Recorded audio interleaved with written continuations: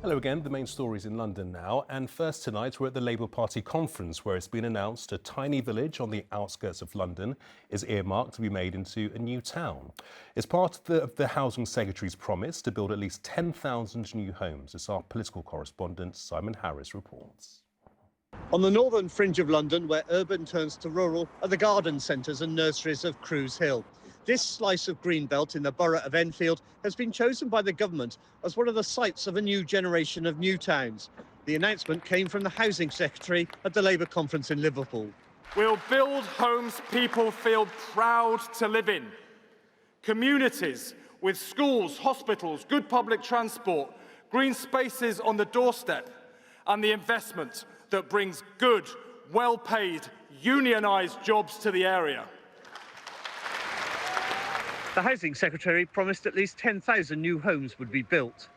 The new towns were applauded by delegates at the conference, but 200 miles from here in North London, there was a different reaction. Opposition Conservatives on Enfield Council said the development would devastate open countryside and viable farms. Look around you. These are all local businesses. Look behind you. This is the green belt. It's not car parks and golf courses they like to pretend. This is real green belt land that provides the food that we need as the British public. The government promised spades in the ground before the next election, but the battle lines over Cruise Hill Newtown have been drawn. Simon Harris, ITV News, Liverpool. Good evening. Amid speculation around the future of Sir Keir Starmer as Prime Minister, one man who absolutely will not be replacing him is Sir Sadiq Khan. The Mayor categorically ruled out ever being leader today, telling ITV News London it simply isn't on his radar. Sir Sadiq is in Liverpool for the first full day of the party's conference, where there's been tough talk on tax, housing and immigration. But the Mayor says his focus is the capital and a possible fourth term in office. From Liverpool, here's our political correspondent, Simon Harris.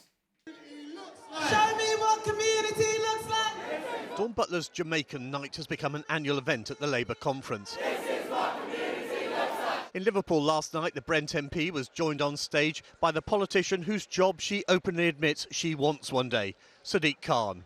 Looking around this diverse room, Donald Trump's worst nightmare! London's mayor is in his third term at City Hall. He's yet to reveal if he'll stand again in 2028.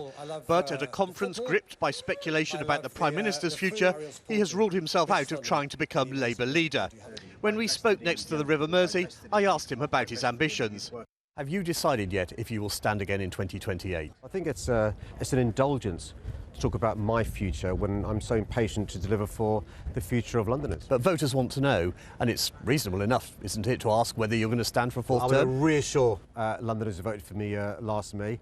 I was elected on a 4-year term, and I'm going to serve out that 4-year term. But not thinking about beyond that? Listen, I'm always, as I've said before, when I was first elected in 2016, my plan is to serve 8 terms. When will you actually decide then if you are going to do that fourth term? Well, every time I've stood, I've said I want to run for 8 terms, but every time when I've stood, I've made sure I've focused on serving Londoners, and as and when the election approaches, I then set out my intentions. Do you have any ambitions to return to national politics? I've got no ambitions at all to be an MP again. So never be Labour leader? I will never be Labour leader. Labour's popularity among London voters will be put to the test in the Borough Council elections next May. We'll get some clues from the London Borough elections next year as to how robust the Labour vote is and who is the main challenger to Labour when it comes to the mayoral election in 2028. My guess is he'll wait and see till he's got all that information before making a final decision. But for now, the mayor is keeping his powder dry and keeping everyone else guessing. Simon, on to a different subject, though. You've got word of a potential breakthrough in TfL's discussions with the RMT. Yes, Duncan, no one will need reminding that earlier this month we had one of the most disruptive strikes on the Underground for a long time. Members of the RMT, who are basically station staff, walked out in a dispute over pay and hours, bringing much of the network to a standstill for the best part of the working week. Underground workers have been offered a 3.4% pay rise, and while 3 out of 4 unions indicated they were happy with that, the RMT was holding out for a better deal. In particular, it wanted to cut the working week from 35 hours to 32 hours and from a 5-day week to a 4-day week. London Underground said that was totally unaffordable, would cost hundreds of millions of pounds and wouldn't happen. That led to the strike. The RMT, though, has now been in fresh talks, and we understand a new offer has been made. underground workers are being offered 3.4% this year, but in a 3-year deal they'll get a pay rise next year and the year after in line with inflation. There have been no concessions on hours, but we understand the National Executive Committee of the RMT will discuss that, which on the face of it sounds like progress. OK, Simon, Liverpool, thank you very much. Good evening. With flagging polls and questions over his leadership, Sir Keir Starmer's big speech at Labour's conference faced intense scrutiny today, including from his own London MPs.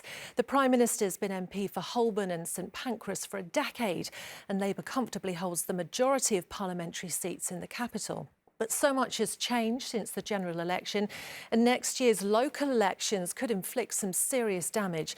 So with political loyalties being tested, did Starmer do enough to convince voters in the capital to stick with him on issues like health, immigration and the economy? From Labour's conference in Liverpool, here's our political correspondent, Simon Harris. If Sir Keir Starmer is to avoid becoming a backbench North London MP anytime soon, he knows this speech needs to transform the fortunes of his party. And his make-or-break performance quickly turned to the challenge from Reform UK and its leader. When was the last time that you heard Nigel Farage say anything positive about Britain's future? He can't. He doesn't like Britain. There was some stage management to reclaim British flags. So let's fly all our flags, conference, because they're our flags. They belong to all of us, and we will never surrender them. And the Prime Minister had strong words for some of those involved in the summer protests outside asylum hostels, like the Bell Hotel in Epping. Controlling migration is a reasonable goal. But if you throw bricks and smash up private property, that's not legitimate. That is thuggery. There was also an impassioned promise to fight racism. And if you say or imply that people cannot be English or British because of the colour of their skin, that mixed heritage families owe you an explanation, the people who've lived here for generations, raised their children here, built their lives here, working in our schools, our hospitals, running businesses, are our neighbours. If you say they should now be deported, then mark my words, we will fight you with everything we have, because you are the enemy of national renewal. Sir Keir introduced Caitlin, a 15-year-old football coach from North London. Caitlin, like me, loves football, but there was no girls' team at her school, so she set one up, the first of its kind.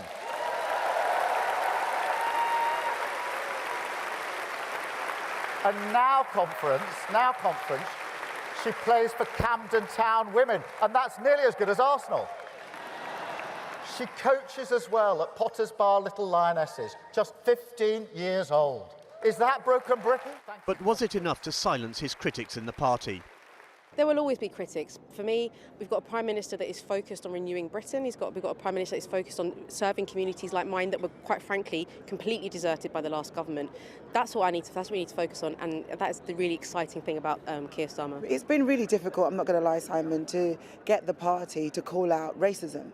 You know, they get the party to call out what makes us British, and acceptance is one of those things. And the fact that he's done it today, for me, I'm pleased about that.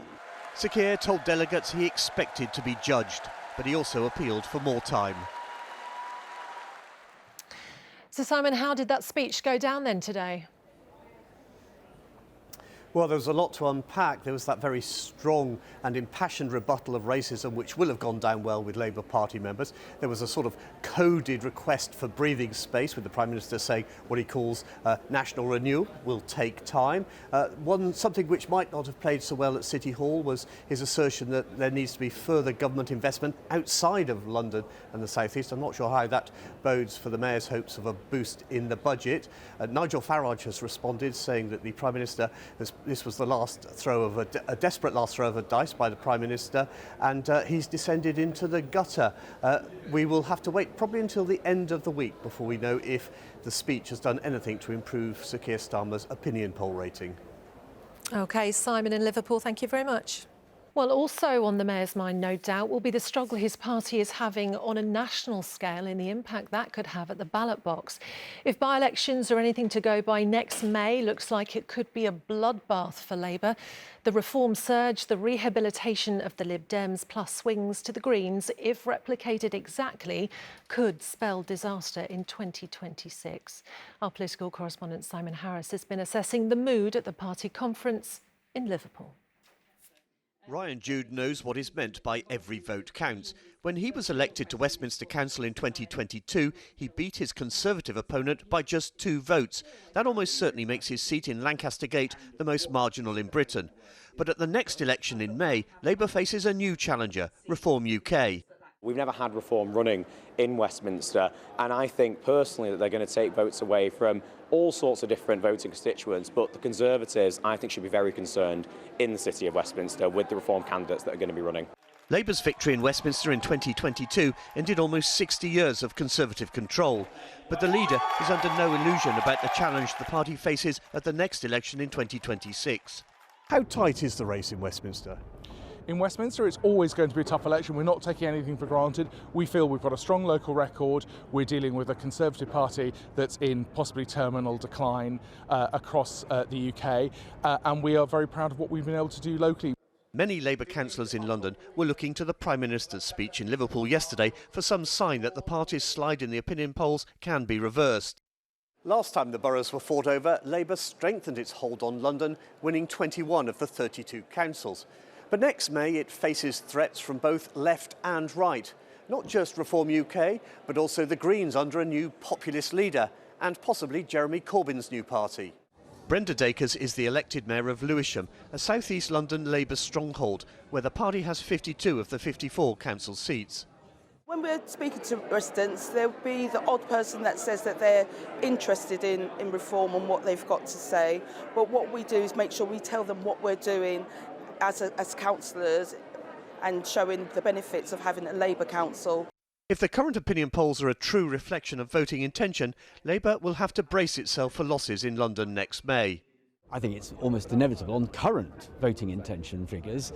It's almost inevitable that Labour will lose control of several boroughs. They're at quite a high watermark at the moment. Ryan Jude knows he won't be re-elected. He's moving out of London for family reasons and isn't standing again in May. Simon Harris, ITV News, Liverpool. Well, the Met's problems are a big political issue as well. And ahead of her party's conference next week, the Conservative leader told us she blames London's mayor.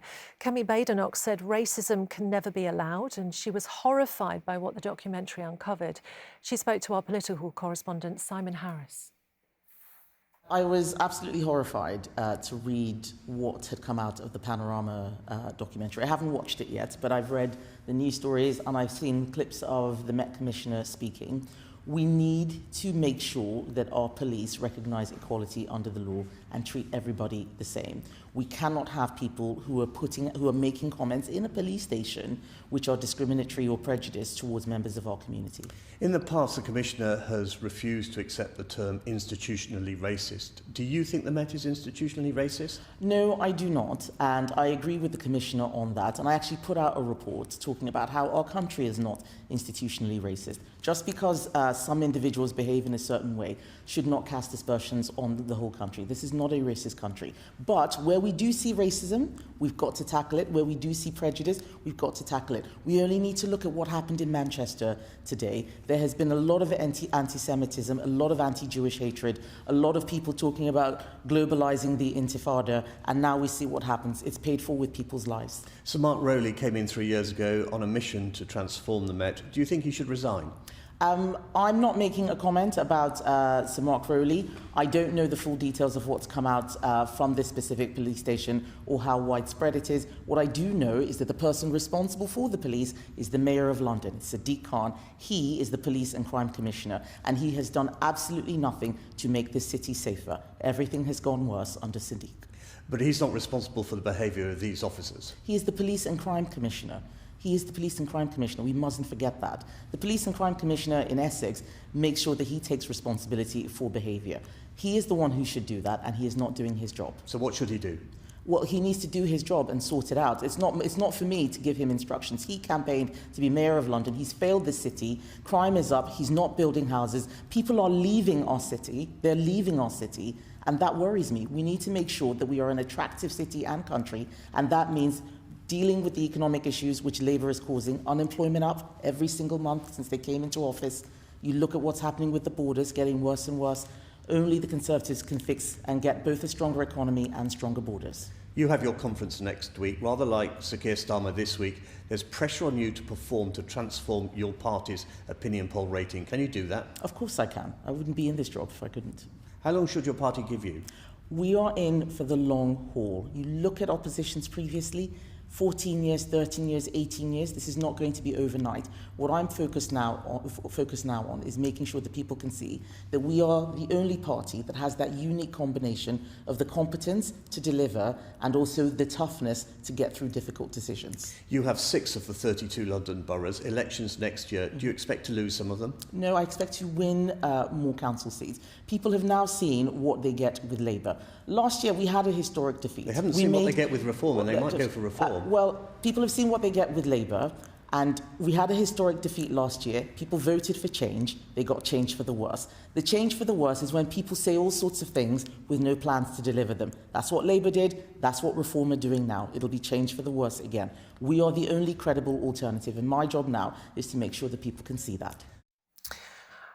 Fighting talk there, Simon, wasn't it? But the Tories have a massive job on their hands here in London, don't they? Yes, and she says the long haul and talks about 13, 14, 18 years. I'm not sure that's going to inspire many Conservative Party members. But yes, there is a mountain to climb.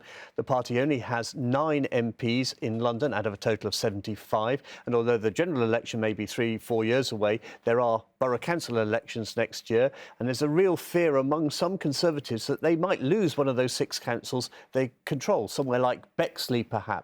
She wouldn't address that today. And it's also possible Reform will deny Tories votes in other parts of London where they were hoping to win back councils that they lost last time, like Barnet, Wandsworth and Westminster. Just one final point on what she said about Sadiq Khan.